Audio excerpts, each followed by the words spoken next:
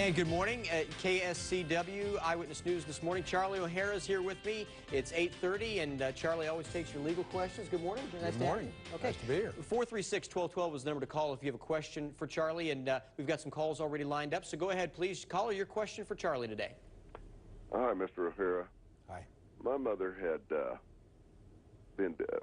ambulance was called, and she was taken to the hospital unresponsive, and they found opiates in her system. She's not prescribed opiates. The home where she was has denied it. My mother came through and survived, but she is like totally different mentally. I mean, totally. What kind of recourse would I have as far as it's a fact there were opiates in her system, but this lack of oxygen to the brain, how do you prove something like that to take action? Well, I mean, it sounds like, I think you must be referring to her being in some kind of a home, a nursing home or something, and I think you're speculating that they gave you the wrong prescriptions, what I can tell from the question. And if they did, they would be liable. Now, you're going to have to be able to prove that, and I think that's your question. But I think what you probably need to do is go to an attorney. I mean, that's a pretty serious violation if it's changed her mentally. And some opiates can have some effect on different people, especially with other medications in their system. And sometimes people don't come out of that.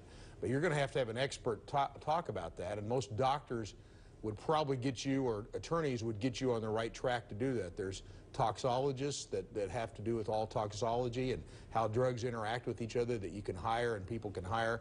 But probably the best thing for you to do is go to an attorney, explain the situation, and see if an attorney thinks it's worth pursuing. The problem with any case like that is that an attorney has to think it's worth pursuing because they have to hire all these experts, and usually the people that hire the attorney don't have the money to do that, so the attorney's got to forward that expenses, and it can get quite expensive. I mean, very expensive. So most attorneys evaluate a case to see whether it's at least going to be profitable for them in the end. You're probably going to need private investigators and all that kind of stuff to go back into that facility and check things out there too, right? Well, you may need that. I mean, they obviously can get the records and check things out, yeah. but probably a lot of it's going to be the experts and see why the lady's in the situation she's in. All right, we have another call on hold. Go ahead, please. Your question for Charlie today. Yes, sir, Mr. O'Hara. I was involved in a motor vehicle accident that disabled me, and I just kind of want a second opinion to make sure I'm not getting shafted.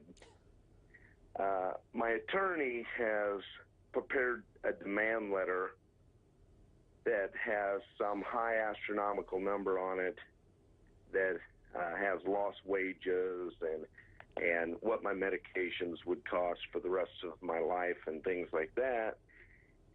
And he's only asking for maximum policy limits. And I said, well, if I'm worth all of this, then why are you asking for this low number?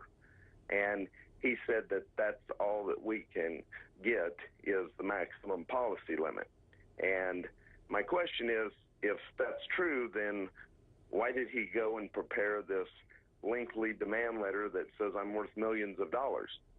Well, I obviously don't know enough about your case to give a second opinion. And I'm not really sure second opinions in the legal profession are like second opinions in the medical profession, because there's so much strategy involved in how to collect money and do things like that. If you've hired an attorney and the attorney knows what they're doing, they have a strategy. And that strategy, sometimes some attorneys can't explain it to you very well. Some attorneys don't want to explain it to you.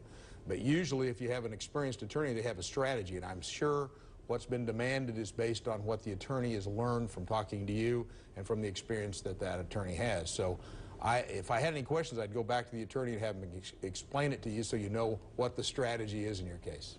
Okay. Charlie, I don't think we have time to be fair to another caller, so thanks again for your time. Appreciate it as always.